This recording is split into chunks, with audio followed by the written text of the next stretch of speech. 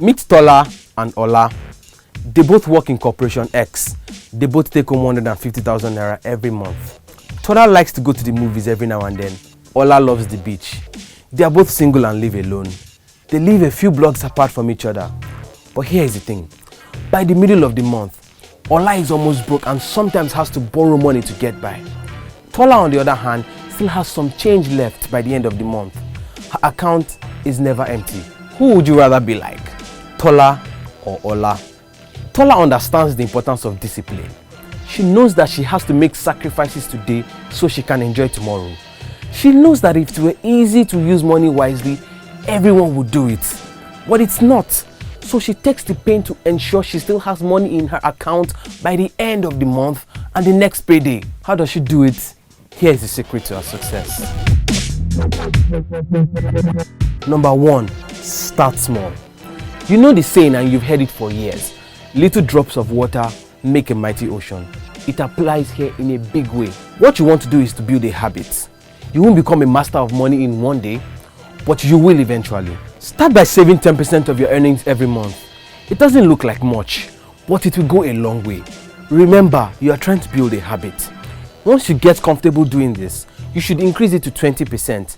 This is based on the 50-30-20 rule popularized by Senator Elizabeth Warren in her book, All Your Worth, the Ultimate Lifetime Money Plan. The rule here is to divide your income after tax into 50% for your needs, the things you absolutely cannot do without, 30% for wants, the things you can forgo, and 20% for your savings and investment. Building a habit of saving will ensure you have something for the rainy days.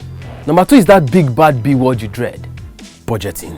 Hey, don't roll your eyes at me. It's a cliche, I know, but that's simply because you cannot avoid it. You need to take note of every kobo that comes into your account. Budgeting is not to stop you from spending. Simply, it is a way to direct where and how you spend your money. Think about it like this. Your money is your servant and you need to send it on errands. If you don't know where you're sending it to, anywhere will look like a good destination. And soon enough, the servant will become your master. Having a budget doesn't mean you can't flex. It just means that now you can flex with sense. Number 3, get an accountability partner. We all have that one friend who would rather starve than spend their money. It sounds extreme, I know, but that's how far you need to go if you want to solve this problem. Find someone close to you that will help you track all of your spending. Someone you respect very much. If you have a stingy friend, maybe now is time to draw them closer. They could teach you a thing or two. Number 4, divide your money into 2 accounts. This is my favorite because it always works for me, every time. When you have saved up 20% of your income, split the rest into 2 accounts, 60-40. Let's go back to Tola, our reliable role model. Whenever our 150k comes in on payday minus our income tax of 10,500, she's left with 139,500. She puts away 27,900 as her savings.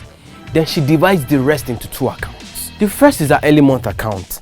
In it, she puts in about 45,000 naira. The second is her end of the month account.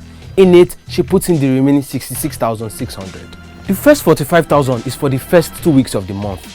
During this period, she avoids balling and going out at all costs. The end of the month account contains the greater portion of her expense fund, and this is what she uses to have a good time. The remaining 66,600 is for the last 2 weeks of the month. Just imagine how good it feels knowing that the bulk of your money will remain untouched until the end of the month. Number 5, now that you have made it this far, reward yourself. Spending wisely is a lot of work, but you will find that it is totally worth it. I mean, think of Tola.